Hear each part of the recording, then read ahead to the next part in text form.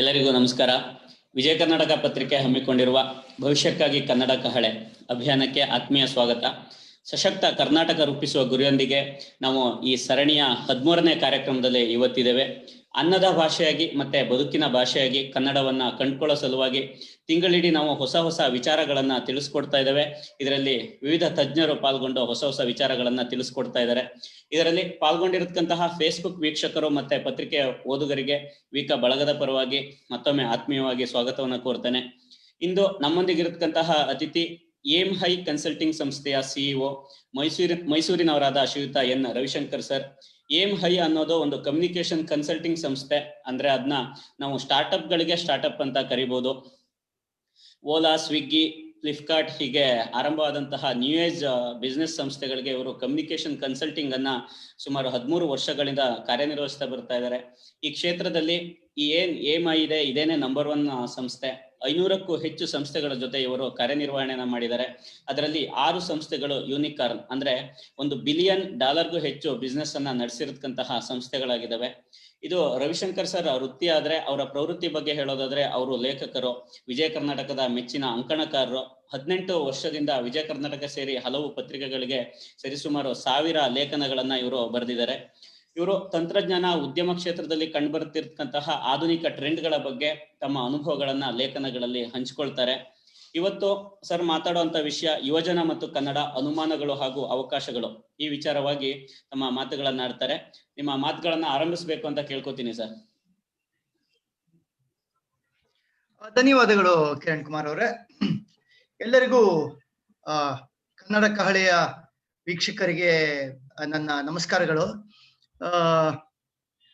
ಈ ಅನುಮಾನಗಳು ಮತ್ತೆ ಅವಕಾಶಗಳು ಅಂತ ಮಾತಾಡ್ಬೇಕಾದ್ರೆ ನಾವು ಆಶಾವಾದದಲ್ಲಿ ಈ ಮಾತನ್ನ ಕೊನೆಗೊಳಿಸ್ಬೇಕು ಅಂತ ಅಂದ್ರೆ ಮೊದಲು ಅನುಮಾನಗಳ ಬಗ್ಗೆ ಮಾತಾಡೋಣ, ಆಮೇಲೆ ಅವಕಾಶಗಳ ಬಗ್ಗೆ ಮಾತಾಡೋಣ ಅಂತ ಅನ್ಸುತ್ತೆ. ಅನುಮಾನಗಳ ಬಗ್ಗೆ ಮಾತಾಡ್ಬೇಕಾದ್ರೆ ಒಂದೆರಡು ಸಣ್ಣ ಅನುಭವಗಳನ್ನ ಹಂಚ್ಕೊಳ್ಳೋದಕ್ಕೆ ಇಷ್ಟಪಡ್ತೀನಿ. ಮೊದಲನೇ ಅನುಭವ, ಒಂದು 10 ವರ್ಷದ ಹಿಂದೆ ನನ್ನ ಮಗಳನ್ನ ಶಾಲೆಗೆ ಆಗಿನ್ನೂ ಸೇರಿಸಿದ್ವಿ. ಮೊದಲನೇ ಪೇರೆಂಟ್ ಟೀಚರ್ ಮೀಟಿಂಗ್ ಹೀಗೆ ಹೋದಾಗ ಅವರ ಟೀಚರು ನನ್ನನ್ನ ಮತ್ತೆ ನನ್ನ ಹೆಂಡತಿನ ಕರೆದು ಹೇಳಿದ್ರು, ನೋಡಿ ನಿಮ್ಮ ಮಗುಗೆ ಇಂಗ್ಲಿಷ್ ಬರಲ್ಲ, ನೀವು ದಯವಿಟ್ಟು ಮನೆಯಲ್ಲಿ ಮಗು ಜೊತೆ ಇಂಗ್ಲಿಷಲ್ಲೇ ಮಾತಾಡಿ ಅಂತ ಹೇಳಿದ್ರು. ಸೊ ನಾವ್ ಹೇಳಿದ್ವಿ, ಇಲ್ಲ ನಮ್ಗೆ ಮಗು ಜೊತೆ ಇಂಗ್ಲಿಷ್ ಅಲ್ಲಿ ಮಾತಾಡಕ್ ಆಗಲ್ಲ. ಜೊತೆಗೆ ನಾವು ಓದಿರೋ ಪ್ರಕಾರ ಮಕ್ಕಳಿಗೆ 5-6 ಭಾಷೆ ಕಲಿಯೋಷ್ಟು ಶಕ್ತಿ ಇರುತ್ತಂತೆ. ಆಮೇಲೆ 3 ವರ್ಷದ ಮಗು ಬೇರೆ ಬೇರೆ ನಾವು ಮನೆಯಲ್ಲಿ ಮಾತಾಡಿ ಕನ್ಫ್ಯೂಸ್ ಮಾಡೋದಕ್ಕಿಂತ ಮಗು ಕಲಿಬೇಕಾದನ್ನ ಸ್ಕೂಲಲ್ಲಿ ಕಲೀಲಿ, ಇಂಗ್ಲಿಷ್ ಕಲೀಲಿ, ಏನು ತೊಂದರೆ ಇಲ್ಲ. ಆದ್ರೆ ನಾವು ಮಾತಾಡೋದಕ್ಕೆ ಸಾಧ್ಯ ಇಲ್ಲ ಅಂತ. ಇಲ್ಲ, your child will grow up be diffident person ಅಂತ ಅಂದ್ರೆ ಈ ಆತ್ಮವಿಶ್ವಾಸ ಕಡಿಮೆ ಇರುವಂತಹ ಹುಡುಗಿಯಾಗಿ ಬೆಳೆದು ಬಿಡ್ತಾಳೆ ಅವಳು. ಸೊ ನೀವು ಮನೆಯಲ್ಲಿ ಇಂಗ್ಲಿಷಲ್ಲೇ ಮಾತಾಡೋದು ವಾಸಿ ಅಂತ ಅಂದ್ರು. ಅನುಮಾನ ನಮ್ಮ ಮನಸ್ಸಿನಲ್ಲಿ ಹುಟ್ಟಾಕುವಂತ ಪ್ರಯತ್ನನ ಮಾಡಿದ್ರು. ನೀವು ಇಂಗ್ಲಿಷಲ್ಲಿ ಮಾತಾಡದೆ ಇದ್ರೆ ಫೋಮೋ ಅಂತ ಕರಿತೀವಿ ಇವತ್ತು ನಾವು, ಫಿಯರ್ ಆಫ್ ಮಿಸ್ಸಿಂಗ್ ಔಟ್ ಅಂತ. ಎಲ್ಲರಲ್ಲೂ ಬಿತ್ತುವಂತಹ ಈ ಭಾವನೆನ ಅವತ್ತಿನ ದಿವಸ ಆ ಶಾಲಾ ಶಿಕ್ಷಕಿ ತಮಗರಿವಿಲ್ದೆ ಪಾಪ ನಮ್ಮ ಮನ್ಸಲ್ಲಿ ಬಿತ್ತಕ್ಕೆ ಟ್ರೈ ಮಾಡಿದ್ರು. ನಾವು ಹೇಳಿದ್ವಿ, ಇಲ್ಲ ನಾವು ಹಂಗಾಗಲ್ಲ, ನಾವು ನಮ್ಗೆ ಇಂಗ್ಲಿಷ್ ಬರುತ್ತೆ ಚೆನ್ನಾಗೋ ಸುಮಾರಾಗೋ, ಆದ್ರೆ ನಾವು ಮನೆಯಲ್ಲಿ ಹಂಗೆ ಇಂಗ್ಲಿಷ್ ನಲ್ಲಿ ಮಾತಾಡೋದಿಲ್ಲ ಅಂತ ಅವ್ರಿಗೆ ನಾವು ಲೆಕ್ಚರ್ ಕೊಟ್ಟು. ಈಗ ಉದಾಹರಣೆಗೆ ನೋಡಿ, ಇಂಗ್ಲಿಷ್ ಅನ್ನೋದು it's a syntactic language, Kannada is a phonetic language. Phonetic language ಅಂದ್ರೆ ನಾವು ಹೇಗೆ ಕೇಳ್ತೀವೋ ಹಾಗೆ ಅರ್ಥೈಸ್ಕೊಂಡು ಹಾಗೆ ಬರೆಯುವಂತಹ ಭಾಷೆ. ಈ ಸಿಂಟ್ಯಾಕ್ಟಿಕ್ಗೂ ಫೊನೆಟಿಕ್ಗೂ ಮಧ್ಯದ ಕನ್ಫ್ಯೂಷನ್ ಅನ್ನ ನಾವು ಪೇರೆಂಟ್ಸ್ ಆಗಿ ಮಕ್ಕಳಲ್ಲಿ ಬಿಟ್ಟು ಬಿಟ್ರೆ ಮುಂದೆ ಹೋಗಿ ಅವ್ರಿಗೆ ನೀವು ಹೇಳಿದ್ರಲ್ಲ ಆತ್ಮವಿಶ್ವಾಸಕ್ಕೆ ಧಕ್ಕೆ ಉಂಟಾಗತ್ತೆ ಅಂತ, ಆ ತರಹದ್ದು ನಿಜವಾಗ್ಲೂ ಆಗೋ ಸಾಧ್ಯತೆ ಇರುತ್ತೆ ಅಂತ ನಾವು ಪ್ರತಿಭಟಿಸ್ಬೇಕಾಗಿ ಬಂತು. ಅವರು ಬಿತ್ತಕ್ಕೆ ಬಯಸಿದ ಅನುಮಾನವನ್ನ ಕನಿಷ್ಠ ಪಕ್ಷ ಅದನ್ನ ರೆಸಿಸ್ಟ್ ಮಾಡುವಷ್ಟು ನಮಗೆ ಶಕ್ತಿ ಇದ್ದಿದ್ರಿಂದ, ಅಥವಾ ಏನೋ ವಿಷಯ ಗೊತ್ತಿದ್ರಿಂದ, ಅಥವಾ ಅಟ್ಲೀಸ್ಟ್ ಅಷ್ಟು ಕಾನ್ಫಿಡೆನ್ಸ್ ನಮ್ಮಲ್ಲಿ ಇದ್ದಿದ್ರಿಂದ, ಅಷ್ಟು ಆತ್ಮವಿಶ್ವಾಸ ನಮ್ಮಲ್ಲಿ ಇದ್ದಿದ್ರಿಂದ ಹಾಗೆ ಮಾಡೋದಕ್ಕೆ ಸಾಧ್ಯ ಆಯ್ತು. ಆದ್ರೆ ಯೋಚಿಸ್ ನೋಡಿ, ಎಷ್ಟು ಜನ ಪೇರೆಂಟ್ಸ್ಗೆ ಇವತ್ತು ಈ ರೀತಿಯಾಗಿ ಸಮಾಜ ಹೇರುವಂತ ಒತ್ತಡವನ್ನ, ಅದರಲ್ಲೂ ಈ ಶಾಲೆಯ ವಾತಾವರಣದಲ್ಲಿ ಬರುವಂತ ಒತ್ತಡವನ್ನ ಪಡೆದು, ಇಲ್ಲ ನಾವು ಹೀಗ್ ಮಾಡೋದಿಲ್ಲ ಅಂತ ಹೇಳುವಷ್ಟು ಶಕ್ತಿ ಇರುತ್ತೆ. ಎಷ್ಟು ಜನಕ್ಕೆ ಆ ಶಿಕ್ಷಕಿಗೆ ಇಲ್ಲ ಸಾಧ್ಯನೇ ಇಲ್ಲ, ಅವ್ರು ಇಂಗ್ಲಿಷ್ ಕಲಿತೆ ಮುಂದೆ ತೊಂದರೆ ಆದ್ರೂ ಪರವಾಗಿಲ್ಲ, ನಾವು ಮನೆಯಲ್ಲಿ ಮಾತಾಡಲ್ಲ ಅಂತ ಹೇಳುವಷ್ಟು ದಾಷ್ಟ್ಯ ಇರುತ್ತೆ. ಇವತ್ತು ಒಂದು ಉದಾಹರಣೆ ಅದಾಯ್ತು. ಎರಡನೇದು, ನನ್ನ ಹೆಂಡತಿ, ನಿಮ್ಮಲ್ಲಿ ಕೆಲವ್ರಿಗೆ ಗೊತ್ತಿರಬಹುದು, ದೀಪಾ ರವಿಶಂಕರ್ ಅಂತ. ಅವರು ಈ ಧಾರಾವಾಹಿಗಳಲ್ಲಿ ಎಲ್ಲ ನಟಿಸ್ತಾಳೆ. ಈ ಅವಳು ಕೂಡ ಅಂಕಣಗಳನ್ನ ಬರ್ಕೊಂಡು ಬಂದಿದ್ದಾಳೆ. ಅವಳ ಬಗ್ಗೆ ಮಾತಾಡ್ಬೇಕಾದ್ರೆ ಯಾರಾದ್ರೂ ನನ್ನ ಜೊತೆ ಅವಳ ಪರಿಚಯ ಆದಾಗ ಎಲ್ಲ ಎಷ್ಟೋ ಜನರು ಪ್ರತಿಕ್ರಿಯೆ ನೋಡಿದೀನಿ. ಏನಂತಾರೆ ಅಂದ್ರೆ, ಎರಡು ತರದವ್ರು ಇರ್ತಾರೆ. ಒಂದು, ಬಂದು ಮಾತಾಡಿಸಿ ನಿಮ್ದು ಆಟೋಗ್ರಾಫ್ ಕೊಡಿ ಅನ್ನೋ ತರದವ್ರು. ಎರಡನೇ ತರದವ್ರು, ಇಲ್ಲ ನಾವು ಸೀರಿಯಲ್ ನೋಡಲ್ಲ ಅಂತ. ಪರಿಚಯ ಬೇಕಾಗಿರುತ್ತೆ, ಆದ್ರೆ ನಾವು ಸೀರಿಯಲ್ ನೋಡಲ್ಲ, ಈಗ ನಿಂತ್ರೆ ಪರವಾಗಿಲ್ಲ, ಯಾರು ನೋಡ್ಬೇಕು ಅಂತ ಇಲ್ಲ. ಸೀರಿಯಲ್ ನಾನು ನೋಡಲ್ಲ ಹಾಗೆ ಹೇಳ್ಬೇಕು ಅಂತಾದ್ರೆ. ಆದ್ರೆ ಅಲ್ಲಿಗೆ ನಿಲ್ಲಲ್ಲ, ನಾನು ಅದರಲ್ಲೂ ಕನ್ನಡ ಸೀರಿಯಲ್ ಅಂತೂ ನೋಡಲ್ಲ ಅಂತ. ಎಷ್ಟೋ ಬಾರಿ ಈ ಅದರಲ್ಲೂ ಕನ್ನಡ ಸೀರಿಯಲ್ ನೋಡಲ್ಲ ಅಂತ ಅಂದವ್ರನ್ನ ಬೇಕಂತ ಅವ್ರಿಗೆ ಟೀಸ್ ಮಾಡೋದಕ್ಕೆ ಕೇಳಿದೀವಿ. ನೀವು ಅದರಲ್ಲೂ ಕನ್ನಡ ಸೀರಿಯಲ್ ನೋಡಲ್ಲ ಅಂದ್ರೆ ಬೇರೆ ಸೀರಿಯಲ್ ನೋಡ್ತೀರಾ, ಹಿಂದಿ ನೋಡ್ತೀರಾ ಅಂತ. ಇಲ್ಲ ಇಲ್ಲ ನಾವು ಸೀರಿಯಲ್ಲೇ ನೋಡಲ್ಲ ಅಂತ. ಹಂಗಿದ್ರೆ ಅದರಲ್ಲೂ ಎಲ್ಲಿಂದ ಬಂತು? ಮೊದಲೇ ಬೇರೆಯವು ಚೆನ್ನಾಗಿರಬಹುದು, ಆದ್ರೆ ಕನ್ನಡ ಸೀರಿಯಲ್ ಚೆನ್ನಾಗಿರಲ್ಲ. ಮತ್ತೆ ಅದರ ಜೊತೆ ನನ್ನ ಐಡೆಂಟಿಟಿನ ನಾನು ನಿರೂಪಿಸ್ಕೊಳ್ಳೋದಕ್ಕೆ ಬಯಸೋದಿಲ್ಲ ಅಂತ ಅನ್ನೋಂಥ ಪೂರ್ವಾಗ್ರಹ ಮೊದಲೇ ಹೇಗ್ ಬಂತು? ಸೀರಿಯಲ್ ನೋಡಲ್ಲ ಅಂತ ಅನ್ನೋದು ಅರ್ಥ ಮಾಡ್ಕೊಳ್ಬಹುದಾದಂತ ಸೆಂಟಿಮೆಂಟ್. ಆದ್ರೆ ಅದರಲ್ಲೂ ಕನ್ನಡ ಸೀರಿಯಲ್ ನೋಡಲ್ಲ ಅಂತ ಅಂದ್ರೆ ಏನರ್ಥ? ಹಿಂದಿ ಸೀರಿಯಲ್ಗಳ ಅಥವಾ ಬೇರೆ ಭಾಷೆ ಸೀರಿಯಲ್ಗಳು ಇದಕ್ಕಿಂತ ಚೆನ್ನಾಗಿವೆ ಅನ್ನುವಂಥ ಅರ್ಥನ? ಅಥವಾ ಇದನ್ನ ನೋಡದೆ ನೀವು ತೀರ್ಪಿಡ್ತಾ ಇರ್ಬೇಕಾದ್ರೆ ಈ ಪೂರ್ವಾಗ್ರಹಕ್ಕೆ ಇರುವಂತ ಕಾರಣನಾದ್ರೂ ಏನು? ಅನುಮಾನಗಳ ವಿಷಯ ಬಂದಾಗ ಇದು ಎರಡನೇ ಸಣ್ಣ ಹೇಳ್ಬೇಕು ಅಂತ ಅನ್ನಿಸ್ತು. ಮೂರನೇದು, ನನ್ನ ಬಗ್ಗೆ. ನನಗೆ ಇಂಗ್ಲಿಷು ಸುಮಾರಾಗಿ ಬರುತ್ತೆ, ಕನ್ನಡನೂ ಬರುತ್ತೆ ಚೆನ್ನಾಗೆ. ಕನ್ನಡದಲ್ಲಿ ನಾನು ಬರೆಯೋದನ್ನ ನೋಡಿರೋ ಎಷ್ಟೋ ಇಂಗ್ಲಿಷ್ ಬಲ್ಲ ನನ್ನ ಸ್ನೇಹಿತರು ಹೇಳ್ತಾರೆ, ನೀವು ಇಂಗ್ಲಿಷ್ ಅಲ್ಲಿ ಬದ್ ಕಳಿಸ್ತೀರಾ? ಅವರು ನ್ಯೂಸ್ ಪೇಪರ್ ಅವರು ಟ್ರಾನ್ಸ್ಲೇಟ್ ಮಾಡಿ ಹಾಕ್ತಾರ? ಯಾಕಂಗ್ ಕೇಳ್ತೀರಾ ಅಂತ ಅಂದ್ರೆ, ಅಲ್ಲ ನಿಮ್ಗೆ ಇಂಗ್ಲಿಷ್ ಇಷ್ಟು ಚೆನ್ನಾಗಿ ಬರುತ್ತಲ್ಲ ಅದಕ್ಕೆ ಅಂತ. ಅರೆ ಇಂಗ್ಲಿಷ್ ಇಷ್ಟು ಚೆನ್ನಾಗಿ ಬರುತ್ತೆ ಅಂತ ಅಂದ್ರೆ ಕನ್ನಡ ಬರಬಾರ್ದು ಅಂತ ಕೇಳಿದ್ರೆ ಆಗ ಇಲ್ಲ ಅಂತ ಅದಕ್ಕೊಂದು ಉದ್ದದ ಎಕ್ಸ್ಪ್ಲನೇಷನ್ ಅದು ಇದು ಬರುತ್ತೆ. ಆದ್ರೆ ಪ್ರಿಸಂಪ್ಷನ್ ಇಸ್, ನಿಮಗೆ ಇಂಗ್ಲಿಷ್ ಚೆನ್ನಾಗಿ ಬಂದ್ರೆ ಕನ್ನಡ ಚೆನ್ನಾಗಿ ಬರಲ್ಲ, ಅಥವಾ ಕನ್ನಡ ನಿಮಗೆ ಚೆನ್ನಾಗಿ ಬರ್ತಾ ಇದ್ರೆ ಬಹುಶಃ ನಿಮ್ ಇಂಗ್ಲಿಷ್ ಅಲ್ಲಿ ಏನೋ ಕುಂದೋ ಕೊರತೆನೋ ಮತ್ತೊಂದು ಇರಬಹುದು ಅನ್ನುವಂಥದ್ದು. ಇಲ್ಲ ನಾನು ಕಾನ್ವೆಂಟ್ ಎಜುಕೇಟೆಡ್ ಮತ್ತೆ ಈ ನನ್ನ ಜೀವನಕ್ಕೆ ಈ ಇಂಗ್ಲಿಷನ್ನೇ ಬಳಸ್ಕೊಂಡು ಜೀವನೋಪಾಯ ಕಂಡ್ಕೊಂಡಿರುವಂಥವನು, ಆದ್ರೆ ಕನ್ನಡದ ಬಗ್ಗೆ ಪ್ರೀತಿ ಇದೆ ಮತ್ತೆ ಕನ್ನಡದಲ್ಲಿ ನಾನೇ ಬರೀತೀನಿ ಅಂತ ಅಂದ್ರೆ ಒಂದು ಕ್ವೆಶ್ಚನ್ ಮಾರ್ಕ್ ನನ್ ಮುಂದೆ ಎಷ್ಟೋ ಸಾರಿ ಬಂದಿದೆ. ಏನೋ ಇದೆ ಇದರಲ್ಲಿ ಸ್ವಲ್ಪ ಸರಿಗಿಲ್ಲದೆ ಇರುವಂತದ್ದು ಅನ್ನುವಂಥದ್ದು. ಎರಡು ಅದು ಹೆಂಗ್ ಸಾಧ್ಯ ಅನ್ನುವಂಥದ್ದು. ಈ ಮೂರು ಉದಾಹರಣೆಗಳನ್ನ ಏನಕ್ಕೆ ಕೊಟ್ಟೆ? ಈ ಸ್ವಂತ ತುತ್ತೂರಿ ಓದ್ಕೋತಾ ಇದ್ದಾನೆ ಅವನು ಅಂತ ನಿಮಗೆ ಅನ್ಸಿದ್ರುನು ಯಾಕಪ್ಪ ಕೊಟ್ಟೆ ಅಂತಂದ್ರೆ, ನಾವು ನಮ್ಮ ನಿತ್ಯದ ಇಂಟರಾಕ್ಷನ್ಗಳಲ್ಲಿ ಒಂದಲ್ಲ ಒಂದು ಈ ಐಡೆಂಟಿಟಿ ಕ್ರೈಸಿಸ್ ಅನ್ನ, ಈ ಕನ್ನಡದ ಕುರಿತಾದ ನಮ್ಮ ಭಾಷೆಯ ಕುರಿತಾದ ವಿಷಯಕ್ಕೆ ಬಂದಾಗ ಒಂದಲ್ಲ ಒಂದ್ ರೀತಿನಲ್ಲಿ ಈ ಐಡೆಂಟಿಟಿ ಕ್ರೈಸಿಸ್ ನ ನಮ್ಮಂಥವ್ರುನುವೆ ಅನುಭವಿಸ್ತಾ ಇರ್ತೀವಿ. ನಮ್ಮಂಥವ್ರುನು ಅನ್ನೋದ್ರಲ್ಲಿ ದಯವಿಟ್ಟು ಇಲ್ಲಿ ಅಹಂಕಾರ ಇಲ್ಲ.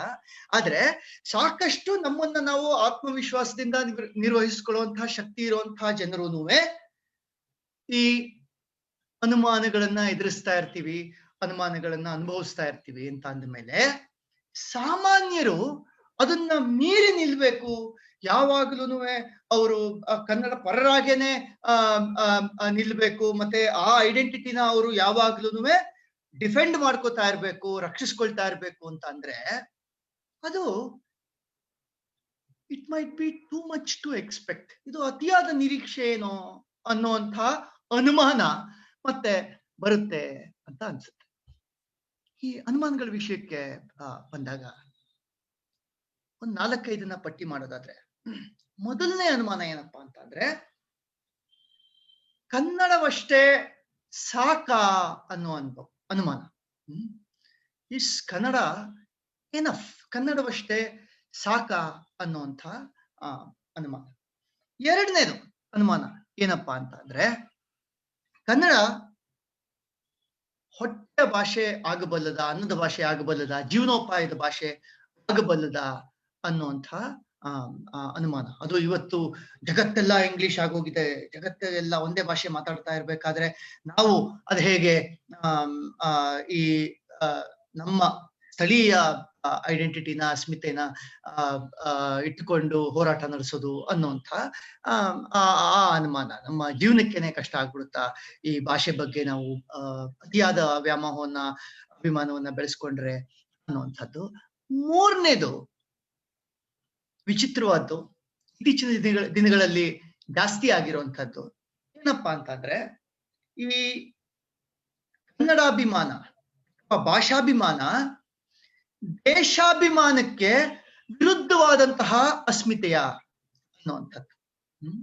ಅಂದ್ರೆ ಈಗ ನಾನು ಇಲ್ಲಿನ ಭಾಷೆಯನ್ನ ಪ್ರೀತಿಸ್ತೀನಿ ಅಂತ ಅಂದ್ರೆ, ನಮ್ಮ ಭಾಷೆಯನ್ನ ಪ್ರೀತಿಸ್ತೀನಿ ಅಂತ ಅಂದ್ರೆ ಅದು ದೇಶೀಯ ಭಾವನೆಗೋ ಪೇಟ್ರಿಯಾಟಿಸಮ್ಗೋ ಅದು ಪೂರಕವಾಗಿ ಇಲ್ಲದೆ ಇರುವಂತಹ ಒಂದು ಭಾವನೆನ ಅನ್ನುವಂಥ ಅನುಮಾನಗಳು ಜನರ ಮನಸ್ಸಲ್ಲಿ ಮೂಡಕ್ಕೆ ಶುರು ಆಗಿರುವಂತಹದ್ದು. ಮತ್ತೆ ಅದಕ್ಕೆ ಬೇಡದೆ ಇರುವಂತಹ ಸಣ್ಣ ಈ ರಾಜಕೀಯ ಕೂಡ, ಸಣ್ಣತನದ ರಾಜಕೀಯ ಕೂಡ ಅಂಟುಕೊಳ್ತಾ ಬಂದಿರೋದು.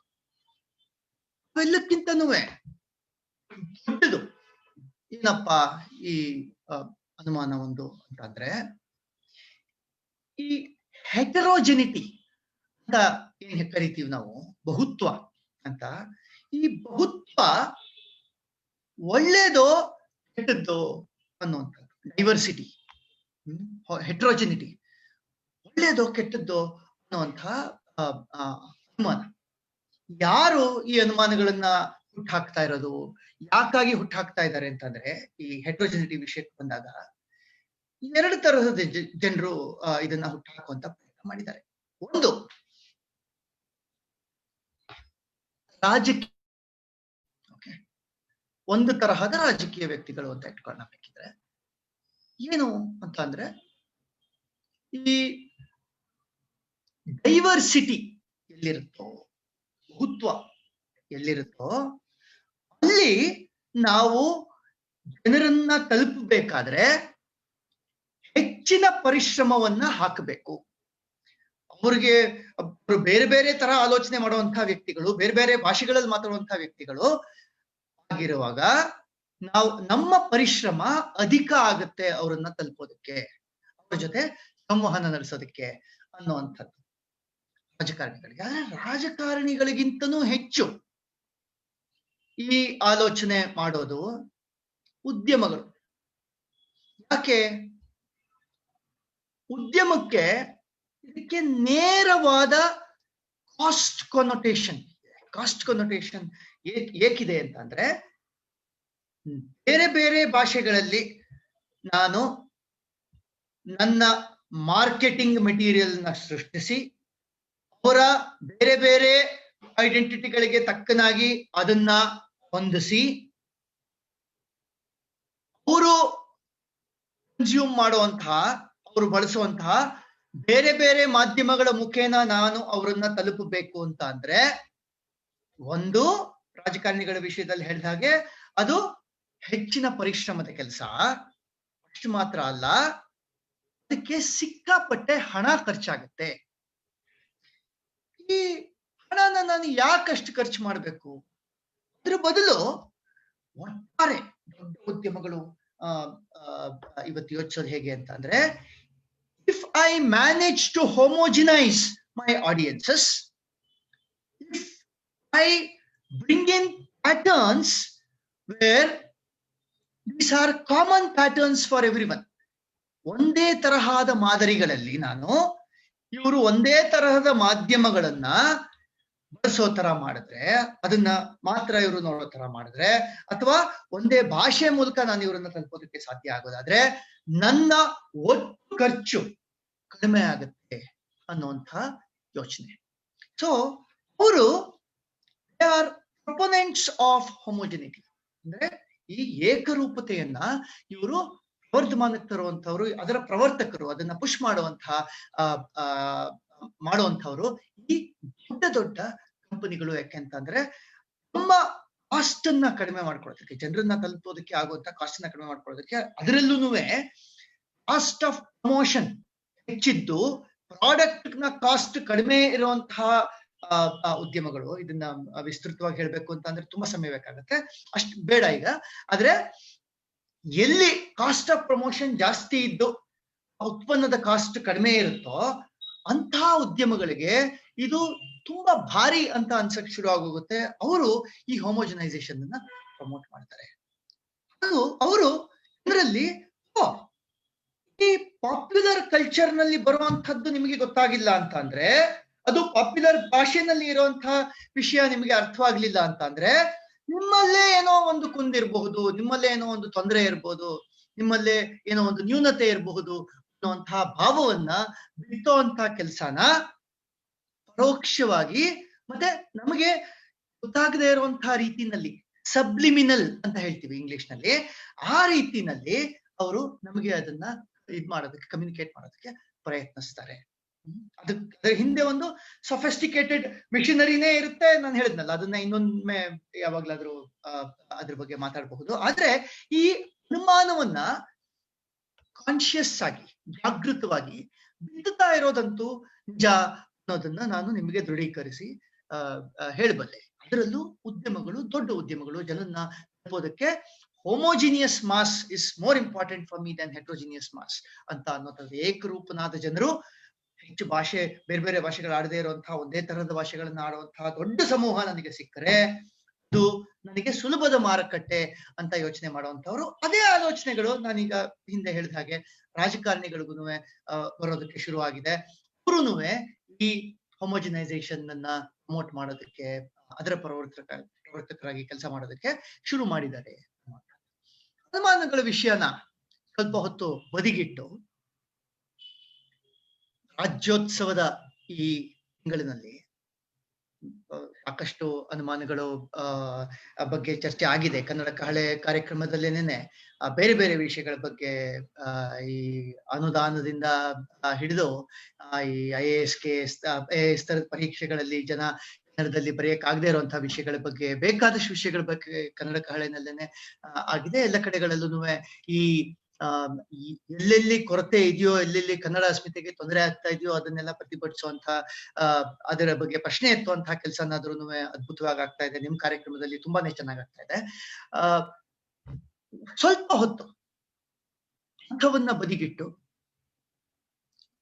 ಅವಕಾಶಗಳು ಇವತ್ತು ನಮ್ಮ ಯುವ ಜನರಿಗೆ, ಜಾಬ್ ಸೀಕರ್ಸ್ಗೆ, ಮತ್ತೆ ಜನರಲ್ ಕನ್ನಡ ಮಾತಾಡುವಂತಹ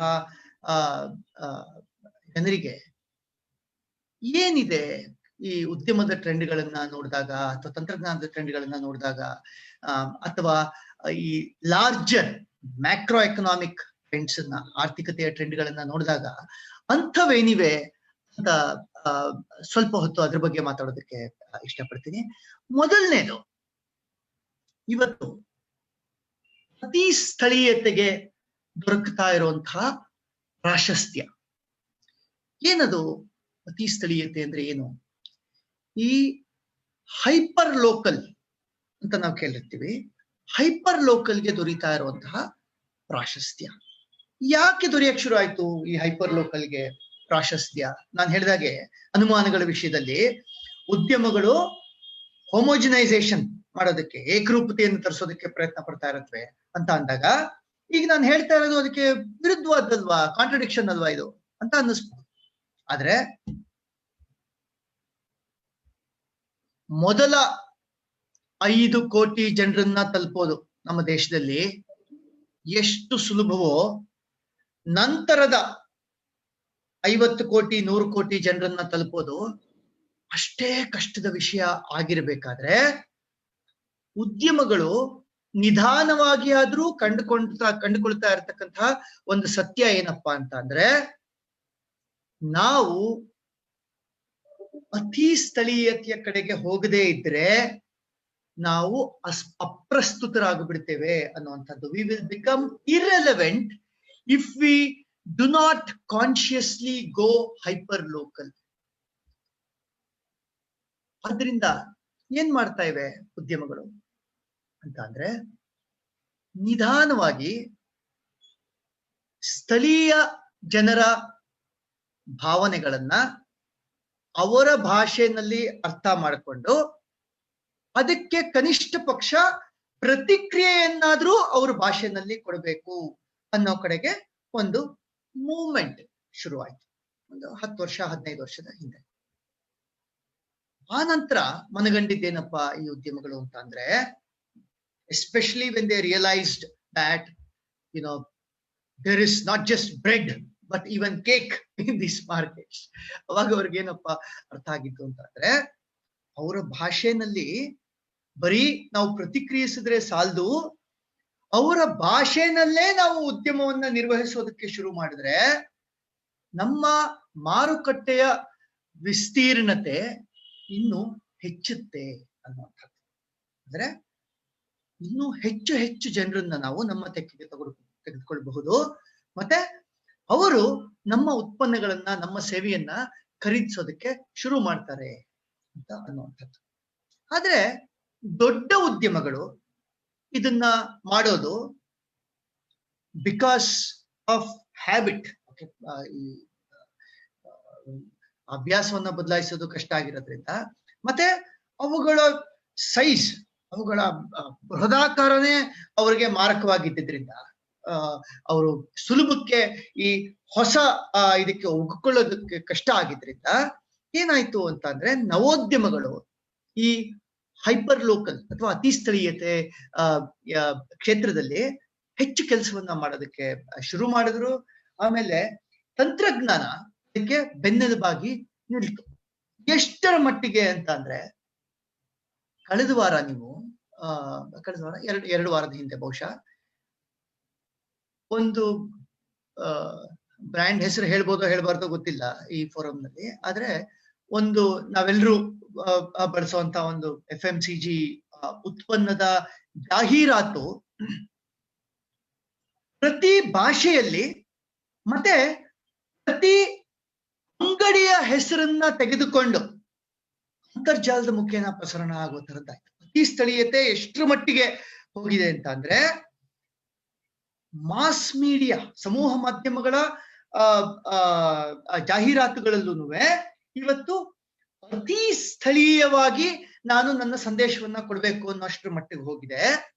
ಬರೀ ನನ್ನ ಉತ್ಪನ್ನ ಅತಿ ಸ್ಥಳೀಯವಾಗಿ ಲಭ್ಯವಿದ್ರೆ ಸಾಲದು, ನನ್ನ ಆಡಿಯನ್ಸ್ ಜೊತೆ ನಾನು ಕನೆಕ್ಟ್ ಆಗ್ಬೇಕು, ನನ್ನ ವೀಕ್ಷಕ ವರ್ಗದ ಜೊತೆ ನಾನು ಕನೆಕ್ಟ್ ಆಗ್ಬೇಕು ಅಂತ ಅಂದ್ರೆ ನಾನು ಅವ್ರ ಭಾಷೆಯಲ್ಲೇ ಮಾತಾಡ್ಬೇಕು ಅನ್ನೋಷ್ಟರ ಮಟ್ಟಿಗೆ ಇವತ್ತು ಅತಿ ಸ್ಥಳೀಯತೆಯ ನೆರೇಟಿವ್ ಹತ್ತಿರವಾಗ ಬೆಳೆದಿದೆ, ದೊಡ್ಡದಾಗಿದೆ ಅನ್ನುವಂಥದ್ದು ಮೊದಲನೇ. ಮತ್ತು ಎರಡನೇದು ಏನಪ್ಪಾ ಅಂತಂದ್ರೆ, ಮುಂಚೆ ಹೇಳಿದ ಹಾಗೆ ನನ್ನ ಮಾರುಕಟ್ಟೆ ಬೆಳಿಬೇಕು ಅಂತ ಅಂದ್ರೆ ನಾನು ಎಲ್ಲ ಭಾಷೆಯಲ್ಲೂ ನನ್ನ ಜನರನ್ನ ತಲುಪಬೇಕು, ಎಲ್ಲ ಭಾಷೆಯ ಜನರಿಗೂ ನನ್ನ ಉತ್ಪನ್ನ ಮತ್ತು ಸೇವೆಯ ಉಪಲಬ್ಧಿಗಳು ಅರ್ಥವಾಗೋ ಹಾಗೆ ನಾನು ಹೇಳಬೇಕು ಅನ್ನುವಂತಹ ಪ್ರಜ್ಞಾವಂತಿಕೆ ಇವತ್ತು ಹೆಚ್ಚುತ್ತಾ ಇರೋದು.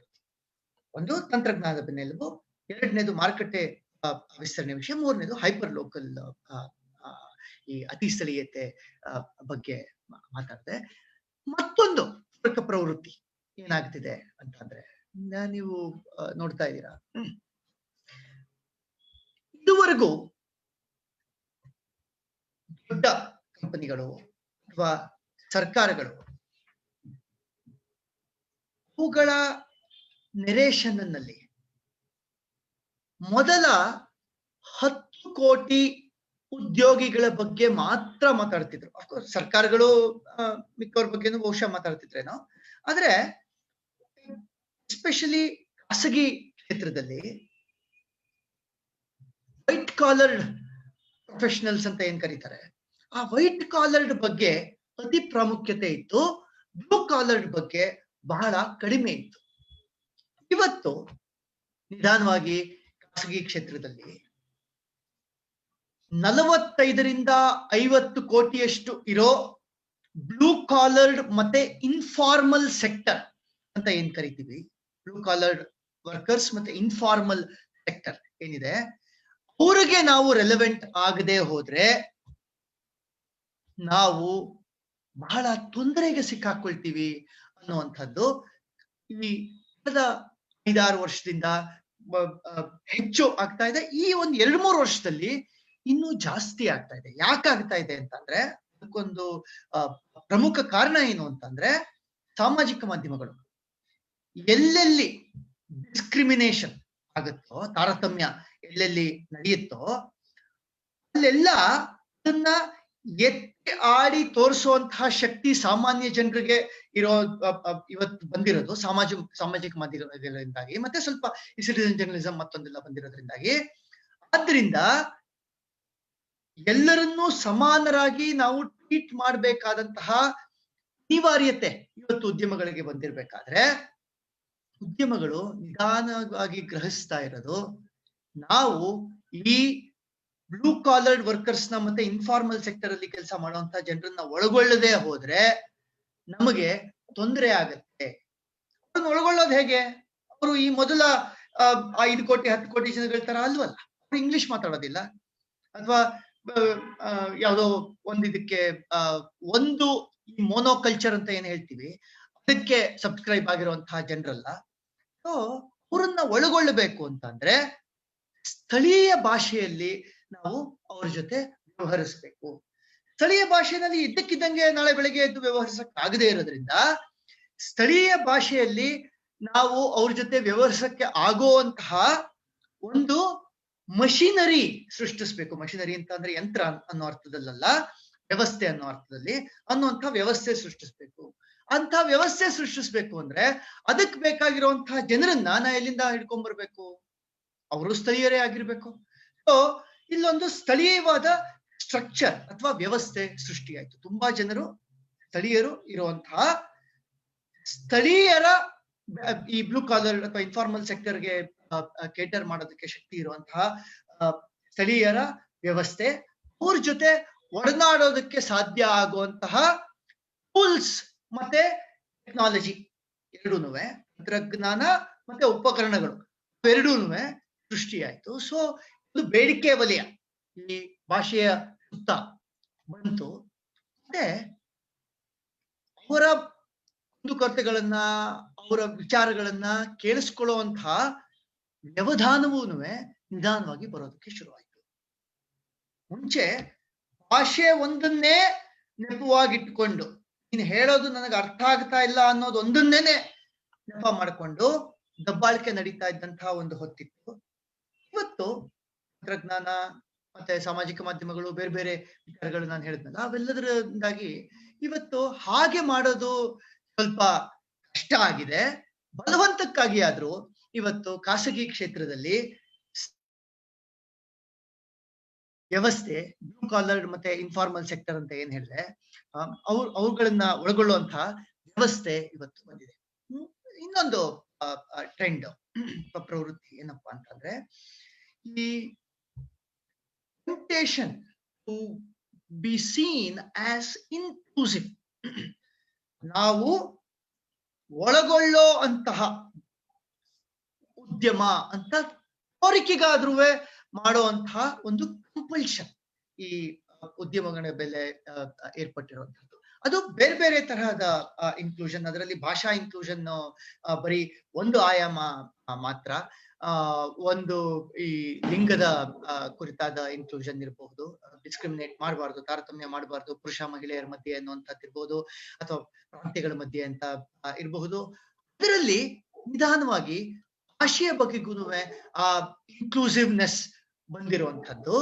ಮತ್ತೆ ಆ ಇನ್ಕ್ಲೂಸಿವ್ನೆಸ್ ಅಲ್ಲೇ ಒಂದು ಸಬ್ ನೆರೇಟಿವ್ ಏನಪ್ಪಾ ಅಂತ ಅಂದ್ರೆ, ನಾವು ಸ್ಥಳೀಯ ಸಂಸ್ಕೃತಿಗೆ ಹೊಂದಿಕೊಳ್ಳುವಂತಹ ಉದ್ಯಮ ಅಲ್ಲ ಅಂತ ನಾವೇನಾದ್ರೂ ಕಂಡ್ರೆ ಆಗ ನಮಗೆ ತೊಂದರೆಗಳು ಎದುರಾಗುತ್ತವೆ. ಒಂದು. ಎರಡನೇದು, ನಮ್ಮ ಓವರ್ ಆಲ್ ಇನ್ಕ್ಲೂಸಿವ್ನೆಸ್ ನ ನೆರೇಟಿವ್ಗೆ ಇದು ವಿರುದ್ಧವಾಗಿ ಕೆಲಸ ಮಾಡುತ್ತೆ. ಆದ್ರಿಂದ ನಾವು we should be seen as people who harbour local culture. ಇದರಲ್ಲಿ ಸ್ವಲ್ಪ ಕಾಂಟ್ರಡಿಕ್ಷನ್ ನಿಮಗೆ ಕಾಣ್ಬೋದು, ನಾನು ಪೂರ್ತಿಯಾಗಿ ಅದನ್ನ ಎಕ್ಸ್ಪ್ಲೈನ್ ಮಾಡಿಲ್ಲದೆ ಇರೋದ್ರಿಂದ.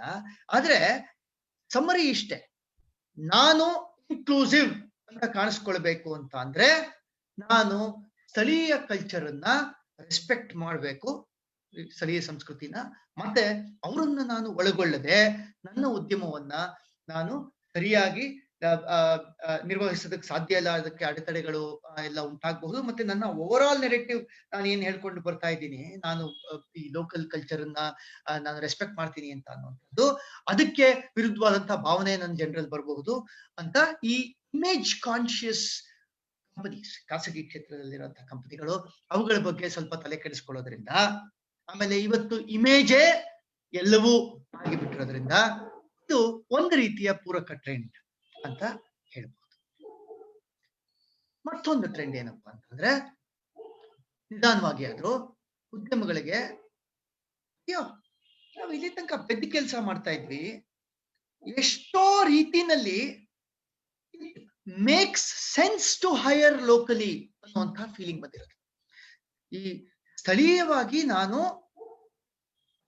ಸ್ಥಳೀಯರನ್ನ ನಾನು ಸೇರಿಸ್ಕೊಂಡ್ರೆ ಕೆಲಸಕ್ಕೆ, ಅದು ನಾನು ಇಲ್ಲಿವರೆಗೂ ಏನ್ ಅನ್ಕೋತಿದ್ದೆ, ಬಂದು ಕಿರಿಕ್ ಮಾಡ್ತಾರೆ, ತೊಂದರೆ ಮಾಡ್ತಾರೆ ಸುಮ್ನೆ, ಯಾಕೆಂದ್ರೆ ಅಲ್ಲಿ ಅವ್ರಿಗೆ ಲೋಕಲಿ ಅವ್ರು ಪವರ್ಫುಲ್ ಇರ್ತಾರೆ, ಆದ್ರಿಂದ ನಾವು ಅಂತವ್ರನ್ನ ತಗೊಳ್ಬಾರ್ದು ಅನ್ನುವಂಥ ಮನಸ್ಥಿತಿ ಬದಲಾಗಿ ಇವತ್ತು ಸ್ಥಳೀಯರನ್ನ ನಾವು ಕೆಲಸಕ್ಕೆ ತಗೊಂಡ್ರೆ ಅವರು ಹೆಚ್ಚು ನಿಷ್ಠರಾಗಿರ್ತಾರೆ, ಅವರು ಬಿಟ್ಟು ಹೋಗುವಂತ ಸಾಧ್ಯತೆ ಕಡಿಮೆ ಇರುತ್ತೆ ಅನ್ನುವಂಥದ್ದು. ಸೊ ಈ ನೆರೇಷನ್ ಚೇಂಜ್ ಆಗ್ತಾ ಇದೆಯಲ್ಲ ಖಾಸಗಿ ಕ್ಷೇತ್ರದಲ್ಲಿ, ಅದು ಸ್ಥಳೀಯ ಭಾಷಿಕರಿಗೆ ನಿಧಾನವಾಗಿ ಆದ್ರೂ ಸ್ವಲ್ಪವಾಗಿ ಆದ್ರೂ ಪೂರಕ ಆಗ್ತಾ ಇದೆ ಅಂತ ನನಗನ್ಸುತ್ತೆ. ಇನ್ನೊಂದು, ನಮ್ಮ ದೇಶದಲ್ಲಿ ಎಷ್ಟೇ ಜನರಿದ್ರು ಈ resource shortage, especially informal sector ಅಲ್ಲಿ ನಾನು ನಿಮ್ಗೆ ಹೇಳಿದ ಹಾಗೆ ಬ್ಲೂ ಕಾಲರ್ಡ್ ಸೆಕ್ಟರ್ ಅಲ್ಲಿ ರಿಸೋರ್ಸ್ ಶಾರ್ಟೇಜ್ ಇದೆ. ಮತ್ತೆ ಈ ರಿಸೋರ್ಸ್ ಶಾರ್ಟೇಜ್ ಇದ್ದಾಗ ಏನಾಗುತ್ತೆ, ಐಡಿಯಲ್ ಕ್ಯಾಂಡಿಡೇಟ್ ಯಾರು ಈ ಕಂಪನಿಗಳಿಗೆ, ಅವರದ್ದೇ ಡಿಸ್ಕ್ರಿಪ್ಷನ್ ಅಲ್ಲಿ ನಾನು ಹೇಳ್ತಿರೋದಿಲ್ಲ, ಅವರ ಐಡಿಯಲ್ ಒಂದು ಯಾವ ಕೆಲಸದಲ್ಲಿ ಸ್ಕಿಲ್ ಇರ್ಬೇಕೋ ಆ ಸ್ಕಿಲ್ಲು ಇರ್ಬೇಕು, ಅವನಿಗೆ ಕೌಶಲ ಇರ್ಬೇಕು. ಅದ್ರ ಜೊತೆಗೆ ಗುಡ್ ಟು ಹ್ಯಾವ್ಸ್ ಅಂತ ಏನ್ ಕರಿತೀವಿ, ಅದರಲ್ಲಿ excellent communication skills, knowledge of Queen's English, ಆ ತರಹದ ಡಿಸ್ಕ್ರಿಪ್ಷನ್ಗಳು ನಿಧಾನವಾಗಿ ಇವತ್ತು ಮಾಯ ಆಗ್ತಾ ಇದೆ. ಯಾಕೆಂತಂದ್ರೆ ಎರಡು ಒಂದೇ ವ್ಯಕ್ತಿಯಲ್ಲಿ ಇರಬೇಕಾದ ಅಗತ್ಯ ಇಲ್ಲ. ಕೌಶಲ ಮತ್ತೆ ಭಾಷೆ ಇವೆರಡನ್ನು ನಾವು ವಿಂಗಡಿಸಿ ನೋಡಬಹುದು ಇವತ್ತು ಅನ್ನುವಂತಹ ಮನಸ್ಥಿತಿ ನಿಧಾನವಾಗಿ ಆದ್ರೂ ಉದ್ಯಮಗಳಿಗೆ ಬರ್ತಾ ಇದೆ. ಅದನ್ನ ಅರ್ಥ ಮಾಡ್ಕೊಂಡು ಈ ರಿಸೋರ್ಸ್ ಶಾರ್ಟೇಜ್ ಅಂತ ಏನ್ ಹೇಳ್ತೆ, ಸಂಪನ್ಮೂಲ ಕೊರತೆ, ಮಾನವ ಸಂಪನ್ಮೂಲದ ಕೊರತೆ, ಆ ಕೊರತೆಯಿಂದಾಗಿ ಸೂಕ್ಷ್ಮವಾಗಿ ನೋಡಿ, ಇವನಿಗೆ ಇಂಗ್ಲಿಷ್ ಬರುತ್ತೆ, ಆದ್ರೆ ಈ ಕೌಶಲ ನಮಗೆ ಬೇಕಾಗಿರೋಷ್ಟಿಲ್ಲ, ಆದ್ರಿಂದ ನಾವು ಇವನನ್ನು ತಗೊಳ್ಬೇಕಾಗಿಲ್ಲ. ಮತ್ತೊಬ್ಬನಿನಲ್ಲಿ ಅವನು ಕೆಲ್ಸಕ್ಕೆ ಎನಿವೇ ಅವನಿಗೆ ಅಂತಹ ಗ್ರೇಟ್ ಸಂವಹನ ಬೇಕಾಗಿಲ್ಲ, ಆದ್ರೆ ಅದಕ್ಕೆ ಆ ಕೆಲಸ ನಿರ್ವಹಿಸೋದಕ್ಕೆ ಬೇಕಾಗಿರುವಂತಹ ಒಂದು ಕೌಶಲ ಇದೆ. ಆದ್ರಿಂದ ನಾವು ಇದುವರೆಗೂ ಬಹುಶಃ ತಪ್ಪು ಮಾಡ್ತಿದ್ವೇನೋ ಅನ್ನುವಂತ ಇಂಟ್ರಾಸ್ಪೆಕ್ಷನ್. ಮತ್ತೆ ಇವೆರಡನ್ನು ವಿಂಗಡಿಸಿ ನೋಡೋಣ, ಕೌಶಲಕ್ಕೆ ಪ್ರಾಧಾನ್ಯತೆ ಕೊಡೋಣ, ಭಾಷೆಗಲ್ಲ ಅನ್ನುವಂಥದ್ದು. ಹಾಗಾಗದಾಗ ಏನಾಗುತ್ತೆ, ನಾನು ಎಲ್ಲಿಂದ ಹೋಗಿ ಇಂಗ್ಲಿಷ್ ಬರುವಂತ ಒಬ್ಬನ ಹಿಡ್ಕೊಂಡ್ ಬರಲ್ಲ, ಬದಲಾಗಿ ಸ್ಥಳೀಯವಾಗಿ ಆ ಕೌಶಲ ಹೊಂದಿರತಕ್ಕಂತ ವ್ಯಕ್ತಿಯನ್ನ ನಾನು ಹೈರ್ ಮಾಡೋದಕ್ಕೆ ಪ್ರಯತ್ನ ಪಡ್ತೀನಿ. ಆ ಟ್ರೆಂಡ್ ಬಹಳ ಸ್ಟ್ರಾಂಗ್ ಆಗಿ ಕಾಣ್ತಾ ಇದೆ. It make sense to hire locally ಅನ್ನುವಂಥದ್ದು. ಇದಕ್ಕೆ ಇದೇ ತರಹದ ಮತ್ತೊಂದು ಟ್ರೆಂಡ್ ಏನಪ್ಪಾ ಅಂತ ಅಂದ್ರೆ ಪ್ರೋಸಂಪ್ಷನ್ ಅಂತ ಕರಿತೀವಿ. ಪ್ರೋಸಂಪ್ಷನ್ ಅಂತ ಅಂದ್ರೆ ಪ್ರೊಡಕ್ಷನ್ ಮತ್ತೆ ಕನ್ಸಂಪ್ಷನ್ ಇವೆರಡೂನು ಕಡಿಮೆ ಜಾಗದಲ್ಲಿ ಆದ್ರೆ, ಅಂದ್ರೆ ಒಂದೇ ಜಾಗದಲ್ಲಿ ಒಂದೇ ಊರಿನಲ್ಲೋ ಅಥವಾ ಒಂದೇ ರಾಜ್ಯದಲ್ಲೋ ಆ ತರ ಆದ್ರೆ ಒಟ್ಟಾರೆ ಒಂದು ಕಾಸ್ಟ್ ಕಡಿಮೆ ಆಗುತ್ತೆ, ಎರಡನೇದು ಇಟ್ ಇಸ್ ಎನ್ವೈರನ್ಮೆಂಟ್ ಫ್ರೆಂಡ್ಲಿ ಅನ್ನುವಂತಹ ಪ್ರೇರಣೆ. ಅಂದ್ರೆ ಪರಿಸರಕ್ಕೆ ಪೂರಕವಾದಂತಹ ಕಲ್ಚರ್ ಏನಪ್ಪಾ, ಕನ್ಸಂಪ್ಷನ್ ಕಲ್ಚರ್ ಏನಪ್ಪಾ ಅಂತಂದ್ರೆ ಪ್ರೋಸಂಪ್ಷನ್ ಅನ್ನುವಂಥದ್ದು. ಪ್ರೊಡಕ್ಷನ್ ಮತ್ತೆ ಕನ್ಸಂಪ್ಷನ್, ಉತ್ಪಾದನೆ ಬಳಕೆ ಎರಡು ಒಂದೇ ಭೌಗೋಳಿಕ ಪ್ರದೇಶದಲ್ಲಿ ಆಗುವಂಥದ್ದು ಅಂತ. ಉದಾಹರಣೆಗೆ ನಮ್ಮ ಆಹಾರ ಇಟ್ ಶುಡ್ ಟ್ರಾವೆಲ್ ಐಡಿಯಲಿ ಅದು ಇಟ್ ಶುಡ್ ಟ್ರಾವೆಲ್ 0 ಕಿಲೋಮೀಟರ್ಸ್ ಅಥವಾ ಅತಿ ಕಡಿಮೆ ಕಿಲೋಮೀಟರ್ಸ್. ಎಲ್ಲಿ ಅದು ಇಲ್ಲಿ ಸ್ಥಳೀಯವಾಗಿ ಏನ್ ಸಿಗುತ್ತೋ ನಾವು ಅದನ್ನೇನೆ ನಾವು ಬಳಸ್ಬೇಕು ಅನ್ನುವಂತ ಪ್ರಜ್ಞೆ ಹೆಚ್ಚುತ್ತಾ ಇರೋದು, ಅಥವಾ ಏನೇನು ಸ್ಥಳೀಯವಾಗಿ ಸಿಗುತ್ತೆ ಅವುಗಳನ್ನೇ ನಾವು ಬಳಸುವಂತಹ ಪ್ರಯತ್ನನ ಜಾಗೃತವಾಗಿ ಕಾನ್ಶಿಯಸ್ ಆಗಿ ಮಾಡ್ಬೇಕು ಅನ್ನುವಂತ ಪ್ರಜ್ಞಾವಂತಿಕೆ ಜನರಲ್ಲಿ ಬೆಳೀತಾ ಇರುವಂಥದ್ದು.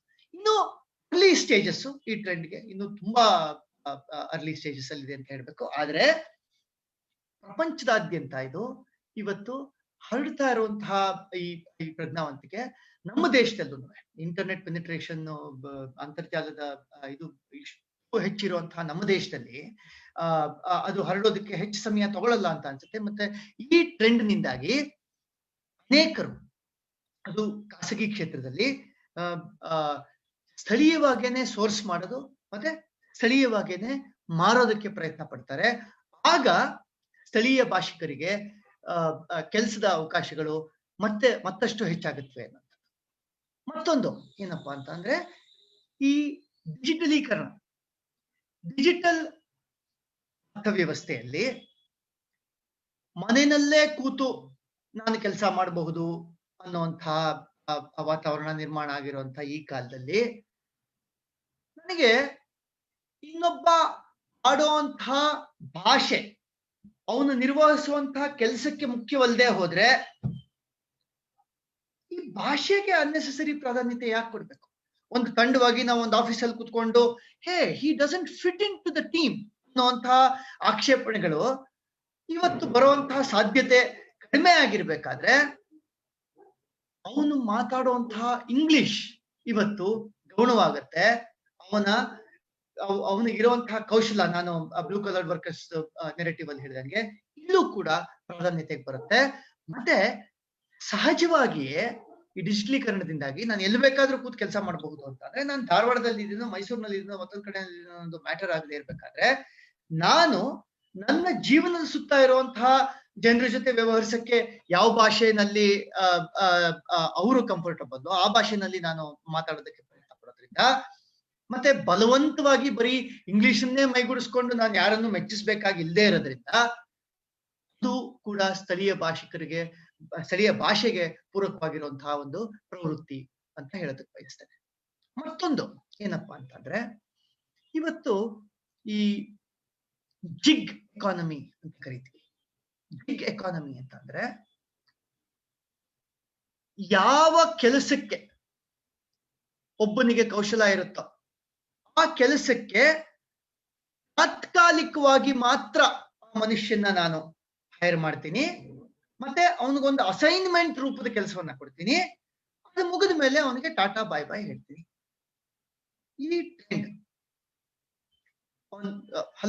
ವಿಶ್ವಾದ್ಯಂತ ಆಗಿರುವಂತಹ ಹಲವಾರು ಅಂದಾಜುಗಳ ಸಮೀಕ್ಷೆಗಳ ಪ್ರಕಾರ ಹೆಚ್ಚಾಗಿ 2023 ಇಂದ 2025 ಒಳಗಡೆ 2025ನೇ ಇಸ್ವಿ ಒಳಗಡೆ ವಿಶ್ವಾದ್ಯಂತ 70% ಹೆಚ್ಚು ಕೆಲಸಗಳು ಈ ರೀತಿಯ ಜಿಗ್ ಅಥವಾ ಅಸೈನ್ಮೆಂಟ್ ಬೇಸ್ಡ್ ಅಥವಾ ಫ್ರೀಲಾನ್ಸ್ ಕೆಲಸಗಳು ಆಗಿ ಹೋಗ್ಬಿಡುತ್ತೆ ಅನ್ನುವಂಥದ್ದು.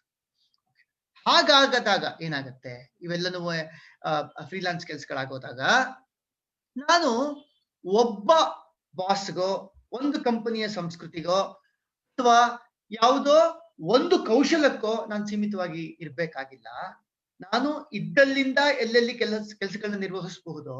ಅಲ್ಲಿ ನಾನು ಭಾಷೆಯ ಬಗ್ಗೆ ಹೆಚ್ಚು ತಲೆ ಕೆಡಿಸ್ಕೊಳ್ದೆ, ನಂದು ಯಾವುದು ಸಹಜವಾದ ಭಾಷೆನೋ ಮಾತೃಭಾಷೆನೋ ಅದನ್ನೇ ಆಡ್ಕೊಂಡು ಆ ಚಿಕ್ಕ ಅಸೈನ್ಮೆಂಟ್ ಏನಿದೆ ಅದಕ್ಕೆ ಸೀಮಿತವಾಗಿ ನನ್ನ ರಿಲೇಶನ್ಶಿಪ್ ಗಳನ್ನ ಇಟ್ಕೊಳ್ಳೋದ್ರಿಂದ ನಾನು ಇನ್ನೊಂದು ಸಂಸ್ಕೃತಿಯ ಗುಲಾಮನಾಗಿ ಇರ್ಬೇಕಾಗಿಲ್ಲ ಅನ್ನುವಂಥದ್ದು. ಅದೊಂದು ಔದ್ಯಮಿಕ ಸಂಸ್ಕೃತಿ ಇರ್ಬೋದು, ಆ ಒಂದು ಉದ್ಯಮಕ್ಕೆ ಸೀಮಿತವಾಗಿರುವಂತಹ ಸಂಸ್ಕೃತಿ ಇರ್ಬೋದು, ಅಥವಾ ಇನ್ಯಾವುದೋ ಒಂದು ದೇಶಕ್ಕೆ ಹೋಗಿ ನಾನು ಕೆಲಸ ಮಾಡಿದಾಗ ನಾನು ಅಲ್ಲಿ ಒಳಗೊಳ್ಳೋದಕ್ಕೋಸ್ಕರ ಅಂತ ಪಾಲಿಸ್ಬೇಕಾಗಿರುವಂತಹ ಸಂಸ್ಕೃತಿ ಆಗಿರಬಹುದು.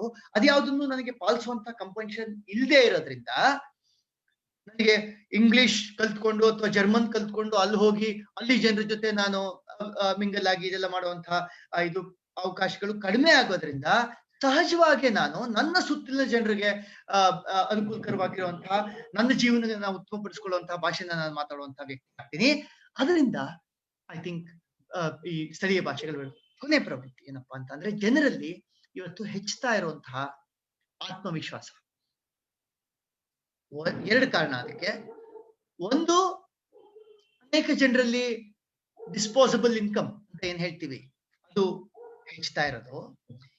ಎರಡನೇದು, ಓವರ್ ಆಲ್ ಸಾಮಾಜಿಕ ಸಂಸ್ಕೃತಿನಲ್ಲಿ ಇವತ್ತು from a culture of deprivation we have moved to a culture of abundance.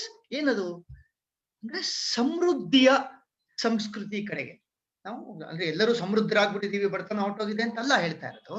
ಆದ್ರೆ ನಮ್ಮ ಸುತ್ತಲೂ ಸಮೃದ್ಧಿಯನ್ನ ನೋಡುವಂತಹ ಒಂದು ಕಾಲಮಾನದಲ್ಲಿ ನಾವು ಬದುಕ್ತಾ ಇರೋದ್ರಿಂದ ನಮ್ಮ ಯೋಚನೆ ಹೇಗಿದೆ ಅಂದ್ರೆ, ಅದನ್ನ ಸಾಮಾಜಿಕ ಮಾಧ್ಯಮಗಳಲ್ಲಿ ನೀವು ಅದರ ರಿಫ್ಲೆಕ್ಷನ್ ಅನ್ನ ನೋಡಬಹುದು. ಅಲ್ಲಿ ಏನ್ ಕಾಣುತ್ತೆ ನಮಗೆ ಅಂತ ಅಂದ್ರೆ, ಅಲ್ಲಿ ನಮಗೆ ಜನರು ಹೆಚ್ಚು ಆತ್ಮವಿಶ್ವಾಸದಿಂದ ಮತ್ತೊಬ್ಬರ ಜೊತೆ ವ್ಯವಹರಿಸೋದನ್ನ ನೋಡ್ತೀವಿ. ಹೀಗೆ ಆತ್ಮವಿಶ್ವಾಸ ಹೆಚ್ಚಿರುವಂತಹ ಜನರು ಒಂದು ಭಾಷೆಗೆ ಗುಲಾಮರಾಗಿಯೋ ಅಥವಾ ನನ್ನ ಭಾಷೆ ಕಡಿಮೆ ಮತ್ತೊಂದು ಭಾಷೆ ಶ್ರೇಷ್ಠ ಅನ್ನುವಂತಹ ಮನೋಧರ್ಮವನ್ನ ಬೆಳೆಸ್ಕೊಳ್ಳೋದಿಲ್ಲ. ಬದಲಾಗಿ ನನ್ನದೇನೋ ಅದೇ ಶ್ರೇಷ್ಠ, ಅದೇ ಶ್ರೇಷ್ಠವಾದ್ದು ಅನ್ನುವಂತಹ ಮನೋಭಾವನೆಯನ್ನ ಬೆಳೆಸ್ಕೊಳ್ತಾರೆ. ಅದು ಕೂಡ ಒಂದು ಪೂರಕವಾದಂತಹ ಈ ಟ್ರೆಂಡ್ ಅಂತ ಹೇಳೋದಕ್ಕೆ ಬಯಸ್ತದೆ. ಹೇಳ್ತಾ ಹೋದ್ರೆ ಈ ತರದ್ದು ಬೇಕಾದಷ್ಟಿವೆ. ಉದಾಹರಣೆಗೆ ಈ ನವೋದ್ಯಮಗಳು ಹೆಚ್ಚಿದ್ರೆ ಅಲ್ಲೂ ಕೂಡ ಸ್ಥಳೀಯತೆಗೆ ಬೇಡಿಕೆ, ಸ್ಥಳೀಯ ಭಾಷಿಕರಿಗೆ ಬೇಡಿಕೆ ಹೆಚ್ಚುತ್ತೆ. ಈಗ ಉದಾಹರಣೆಗೆ ಇವತ್ತು ನವೋದ್ಯಮಗಳನ್ನ ನಾವು ನನ್ನ ಪರಿಚಯ ಮಾಡ್ಕೊಡ್ತಾ ಕಿರಣ್ ಕುಮಾರ್ ಅವ್ರು ಹೇಳಿದ್ರು, ಇವರು ಕಟ್ಟಿರುವಂತಹ ಇವರು ಯಾರ ಜೊತೆ ಕೆಲಸ ಮಾಡಿದಾರೋ ಅವರಲ್ಲಿ 6 ಕಂಪನಿಗಳು ಯೂನಿಕಾರ್ನ್ಗಳಾಗಿವೆ ಅಂತ. ಈ ಯೂನಿಕಾರ್ನ್ಗಳಿಂದ ನಮಗೆ ಏನೋ ಪ್ರಯೋಜನ ಇದೆಯೋ ಇಲ್ವೋ ಗೊತ್ತಿಲ್ಲ ನನಗೆ. ಆದ್ರೆ ಸಾವಿರಾರು ಲಕ್ಷಾಂತರ ನವೋದ್ಯಮಗಳ ಸೃಷ್ಟಿ ಆಗ್ತಾ ಹೋದ್ರೆ ಎಲ್ಲ ನವೋದ್ಯಮಗಳು ಯೂನಿಕಾರ್ನ್ ಆಗೋದಕ್ಕೆ ಸಾಧ್ಯವಿಲ್ಲದೆ ಇರೋದ್ರಿಂದ ಅನೇಕ ನವೋದ್ಯಮಗಳು, ಸ್ಥಳೀಯರು ಸೃಷ್ಟಿಸಿದಂತ ನವೋದ್ಯಮಗಳು, ಸ್ಥಳೀಯ ಬೇಡಿಕೆಗಳನ್ನ ಮನಸ್ಸಲ್ಲಿ ಇಟ್ಕೊಂಡು ಕಟ್ಟಿದಂತಹ ನವೋದ್ಯಮಗಳಾಗೋದ್ರಿಂದ ನನಗನ್ಸುತ್ತೆ ಸ್ಥಳೀಯ ಭಾಷಿಕರಿಗೆ ಮತ್ತೆ ಸ್ಥಳೀಯ ಭಾಷೆಗೆ ಆ ಉದ್ಯಮಗಳಲ್ಲಿ ಪ್ರಾಮುಖ್ಯತೆ ಹೆಚ್ಚುತ್ತೆ ಅಂತ. ಸೊ ಈ ಉದ್ಯಮೀಕರಣ ಒಂದ್ ಕಡೆ ಆದ್ರೆ, ನವೋದ್ಯಮೀಕರಣದಿಂದಾಗಿ ನಮಗೆ ಸ್ಥಳೀಯ ಭಾಷಿಕರಿಗೆ ಸ್ವಲ್ಪ ಪ್ರಾಮುಖ್ಯತೆ ಹೆಚ್ಚಾಗುತ್ತೆ. ಮತ್ತೆ ಈ ಆಕ್ಟಿವಿಸಂ ಏನಿದೆ, ಈ ಕನ್ನಡ ಕಹಳೆಯಲ್ಲಿ ಬಂದಂತಹ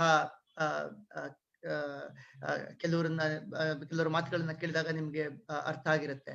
ಅರುಣ್ ಜಾವಗಲ್ ಅವ್ರಿರ್ಬೋದು, ಓಂ ಶಿವಪ್ರಕಾಶ್ ಅವ್ರಿರ್ಬಹುದು, ಅಥವಾ ಮೈತ್ರಿ ಹೆಗ್ಡೆ ಅವ್ರಿರ್ಬೋದು, ಅದೇ ರೀತಿ ಇದರ ಹಿಂದೆ ಇರತಕ್ಕಂತಹ ವಸಂತ್ ಶೆಟ್ಟಿ ಅವ್ರಿರ್ಬೋದು, ಅಥವಾ ಗಾಂಚಿಲಿ ಬಿಡಿ ಕನ್ನಡ ಮಾತಾಡಿ ಕಟ್ಟಿದಂತ ಪವನ್ ಕುಂಚ ಅವ್ರಿರ್ಬೋದು. ಇವರೆಲ್ಲರೂ ಅವರ ಬ್ಯಾಕ್ ಗ್ರೌಂಡ್ ಗಳನ್ನ ನೋಡಿ, ಇವರೆಲ್ಲ IT ತರಹದ ಬ್ಯಾಕ್ ಗ್ರೌಂಡ್ ಗಳಿಂದ, ಅಥವಾ ಇವತ್ತು ಪ್ರಾಮಿನೆನ್ಸ್ ಬಂದಿರುವಂತಹ ಈ ಸುಪ್ರೀಂ ಕೋರ್ಟ್ ಅಲ್ಲಿ ಕೆಲಸ ಮಾಡುವಂತ ಮೈತ್ರಿ ಹೆಗ್ಡೆ ಅವರು ಇರ್ಬೋದು. ಆ ತರದವರು ಇವತ್ತು ಕನ್ನಡದ ಪರವಾಗಿ ನಿಂತಿರುವಂತಹದ್ದು. ಯುವ ಜನತೆಗೆ ನಾವು ಕನ್ನಡವನ್ನ ಊಡಿಸ್ತೇವೆ, ಬಲವಂತವಾಗಿ ಸ್ನಾನವಾಗಿ ಅಲ್ಲ, ಆದ್ರೆ ಅವರಲ್ಲಿ ಪ್ರಜ್ಞಾವಂತಿಕೆ ಬೆಳೆಸೋದ್ರ ಮೂಲಕ ಅನ್ನೋ ಹಾಗೆ ಕಟಿಬದ್ಧರಾಗಿ ಇವತ್ತು ಅವರು ನಿಂತಿರೋದ್ರಿಂದ ಅದು ಕೂಡ ಇವತ್ತು ಒಂದು ಬಹಳ ದೊಡ್ಡ ಟ್ರೆಂಡ್ ಅಂತ ಹೇಳ್ಬೇಕು. ಕನ್ನಡದ ಪರವಾಗಿ ಇರುವಂತಹ ಬಹಳ ದೊಡ್ಡ ಟ್ರೆಂಡ್.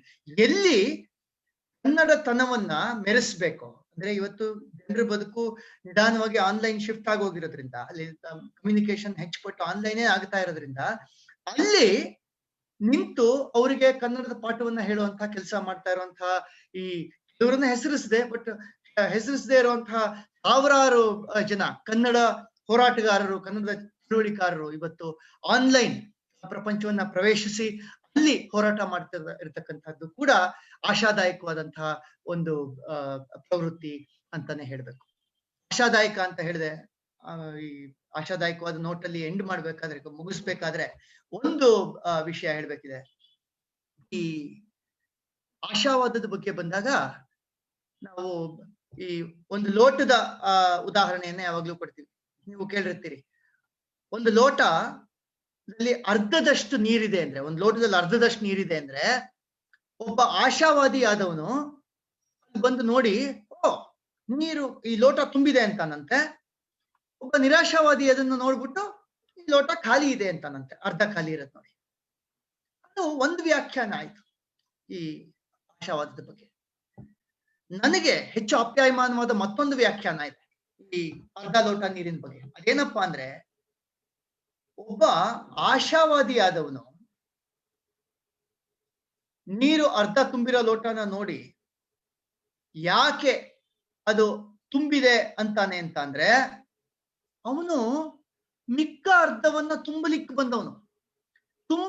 ಬಂದವನಿಗೆ ಅದು ಅರ್ಧ ಈಗಾಗ್ಲೇ ತುಂಬಿರೋ ಹಾಗೆ ಕಂಡು ಅವನಲ್ಲಿ ಕೃತಾರ್ಥತೆ ಮೂಡುತ್ತೆ, ಅವನಿಗೆ ಸಂತೋಷ ಆಗುತ್ತೆ.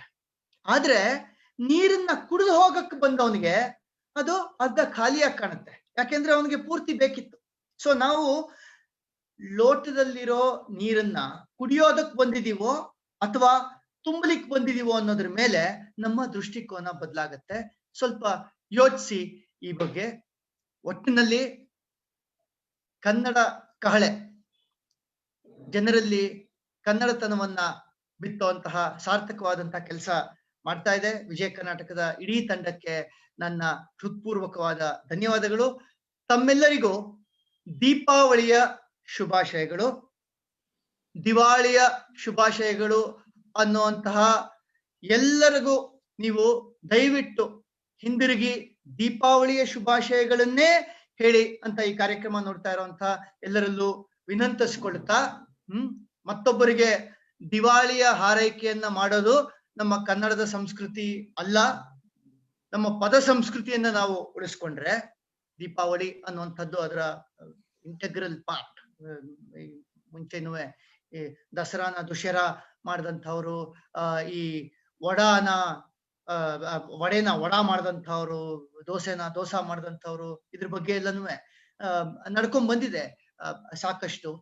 ಇಂಥದ್ರ ವಿರುದ್ಧವೂ ಕೂಡ ಯುವ ಜನತೆಗೆ ಒಂದು ಇದು ಏನ್ ನೀವು ಹೇಳ್ತಿದ್ದೀರಾ ಅನ್ನುವಂತಹ ಅನುಮಾನವನ್ನ ವ್ಯಕ್ತಪಡಿಸಿ ಅದನ್ನೇ ಅವಕಾಶವಾಗಿ ಬೆಳೆಸ್ಕೊಂಡು ಪ್ರತಿಭಟಿಸಿ ನಮಗೆ ನಮ್ಮ ಭಾಷೆಯನ್ನ, ನಮ್ಮ ಸಂಸ್ಕೃತಿಯನ್ನ ಉಳಿಸ್ಕೊಳ್ಳುವಂತಹ ಅವಕಾಶವಿದೆ ಅಂತ ಹೇಳ್ತಾ ತಮ್ಮೆಲ್ಲರಿಗೂ ದೀಪಾವಳಿಯ ಶುಭಾಶಯಗಳನ್ನ ಕೋರ್ತಾ ನನ್ನ ಮಾತನ್ನು ಮುಗಿಸ್ತೇನೆ. Thank you sir. ನಿಮ್ಗೂ ಕೂಡ ದೀಪಾವಳಿಯ ಶುಭಾಶಯಗಳು. ಯೋಜನಾ ಮತ್ತು ಕನ್ನಡಕ್ಕೆ ಸಂಬಂಧಿಸಿದಂಗೆ ಏನೇನು ಅನುಮಾನಗಳಿದೆ, ಅವಕಾಶಗಳಿದೆ, ಈ ಬಗ್ಗೆ ಸವಿಸ್ತಾರವಾಗಿ ತಿಳಿಸ್ಕೊಟ್ರಿ. ಅದೇ ರೀತಿಯಲ್ಲಿ ಕನ್ನಡದ ಐಡೆಂಟಿಟಿ ಜೊತೆ ತೋರಿಸ್ಕೊಳ್ಳೋದಕ್ಕೆ ಇಷ್ಟಪಡದ ಬಹಳಷ್ಟು ಜನರಿದ್ದಾರೆ ಅಂದ್ರಿ. ಅದೇ ರೀತಿ ಇಷ್ಟಪಡೋ ಇನ್ನೊಂದು ವರ್ಗ ಇದೆ, ಆ ವರ್ಗ ಹೆಚ್ಚಾಗ್ಲಿ ಅನ್ನೋದು ನನ್ನ ಆಶಯ.